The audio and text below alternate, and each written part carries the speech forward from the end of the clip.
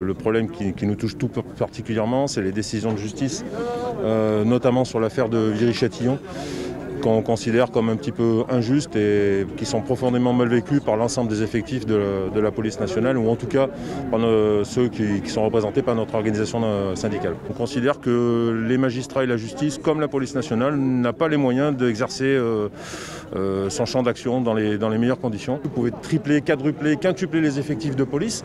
Si ces effectifs n'ont pas les moyens juridiques de faire leur travail dans les bonnes conditions et les moyens politiques, parce que c'est ça le problème, c'est que maintenant aujourd'hui les moyens c'est la politique qui nous les donne et les politiques sont cadenassés par des enjeux sociaux, des enjeux électoraux, et du coup le travail n'est pas fait correctement. Il ne faut plus donner d'instructions de ne pas aller par exemple dans certains endroits parce qu'on a la phobie ou la peur c'est d'actualité malheureusement ça aussi, de ce qui va se passer par la suite et des agitations qu'il peut y avoir derrière.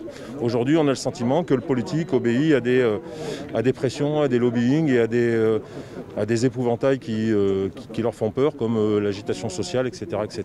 Aujourd'hui, retourner dans les quartiers, c'est possible. Quand les gens disent que la police ne peut pas aller dans les quartiers, c'est faux. Elle peut, mais elle ne pourra pas le faire avec des fleurs à la main, des beaux discours et la volonté de ne pas agir et de ne déranger personne. Aujourd'hui, si on veut que les choses cessent ou que les choses s'arrangent, il va falloir que la population et le politique surtout, ça va ensemble, acceptent que ça se fasse, parfois ça va se faire dans la douleur, parfois ça va se faire dans la violence.